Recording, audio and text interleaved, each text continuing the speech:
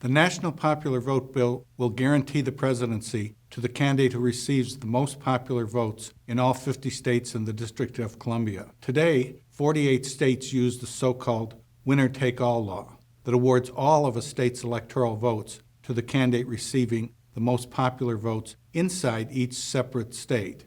Some defenders of the current state-by-state winner-take-all method of awarding electoral votes claim that national popular vote would hurt the small states, and that the current system ensures that candidates must, quote, reach out to all the states, unquote.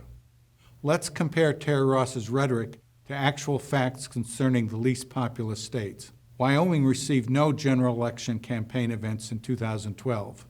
Vermont, 0. North Dakota, 0. Alaska, 0. South Dakota, 0. Montana, 0. District of Columbia, 0. Delaware, 0. Rhode Island, 0. Hawaii, 0. Maine, 0. And Idaho, 0. These 6 safely Republican and 6 safely Democratic states are not ignored because they are small, but because they are one-party states in presidential elections. Because of existing state winner-take-all laws, candidates have no reason to campaign in any state where they are certain to win or certain to lose. Candidates only pay attention to closely divided battleground states, with the result that only 12 states received any general election campaign events in 2012. The political irrelevance of the 12 smallest states under the current system becomes especially clear if you notice that these states together have the same population, 12 million, as the closely divided battleground state of Ohio. The 12 small states together have 40 electoral votes, more than twice Ohio's 18. If defenders of the current system are correct, candidates would pay a lot of attention to these 12 small states with 40 electoral votes. However, the facts are that Ohio received 73 of the entire country's 253 general election campaign events in 2012, while the 12 smallest states received none. Now let's look at the one small state among the 13 smallest states that receives any general election campaign attention. New Hampshire received 12 of the 253 campaign events because political clout comes from being a closely divided battleground state, not from being a small state. In a national popular vote for president, every vote would be equal. A vote in Wyoming would suddenly become as important as a vote in New Hampshire. If every vote were equal, each of the 12 smallest states would be likely to receive one general election campaign event instead of just one state receiving 12 events. The picture is the same if you look at the slightly more populous states. 22 of the 25 smallest states are one-party states in presidential elections.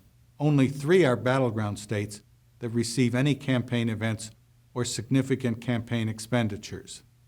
As former Oklahoma governor and senator and Nixon campaign director Harry Bellmon said in a U.S. Senate speech, "While the consideration of the Electoral College began, and I am a little embarrassed to admit this, I was convinced, as are many residents of smaller states, that the present system is a considerable advantage to less populous states, such as Oklahoma. As the deliberations proceeded, I came to the realization that the present electoral system does not give an advantage to the voters from the less populous states. Rather, it works to the disadvantage of small state voters who are largely ignored in the general election for president. This whole situation would change if we go for a direct election and therefore make the voters of one state equally important with the voters of any other state." Senator Henry Bellmon, 1979. Kansas Senator Bob Dole, Republican nominee for vice president in 1976 and for president in 1996, said in a Senate speech, "Many persons have the impression that the Electoral College benefits those persons living in small states. I feel that this is somewhat of a misconception. Were we to switch to a system of direct election, candidates will soon realize that all votes are important, and votes from small states carry the same importance as votes from large states. That, to me, is one of the major attractions of direct election. Each vote carries equal importance." Senator Bob Dole, 1979. The current state-by-state winner-take-all system actually shifts power from voters in the small and medium-sized states to voters in a handful of big states that happen to be closely divided battleground states. In 2012, 45% of the 253 campaign events and a similar fraction of campaign expenditures were in just 2 states, Ohio and Florida. The fact that the small states are disadvantaged by the current state-by-state winner-take-all system has long been recognized by prominent officials from these states. In 1966, the Republican Attorney General of Delaware, David Buckson, led a group of 12 predominantly small states, including North Dakota, South Dakota, Wyoming, Utah, Arkansas, Kansas, and Oklahoma, in suing New York, which was then a closely divided battleground state, in the U.S. Supreme Court, in an unsuccessful effort to get the state-by-state winner-take-all statutes declared unconstitutional. The facts are that the small states are the most disadvantaged and ignored group of states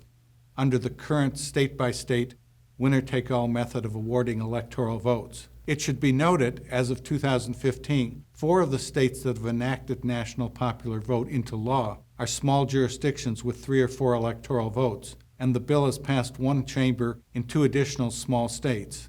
The claim that the current system benefits small states is just plain wrong. Learn more at nationalpopularvote.com and from the book, Every Vote Equal, a state-based plan for electing the president by national popular vote, which can be read or downloaded for free or purchased from Amazon. You can help make 2016 the last presidential election in which 3/4 of Americans are ignored in presidential elections by emailing your state legislators at nationalpopularvote.com.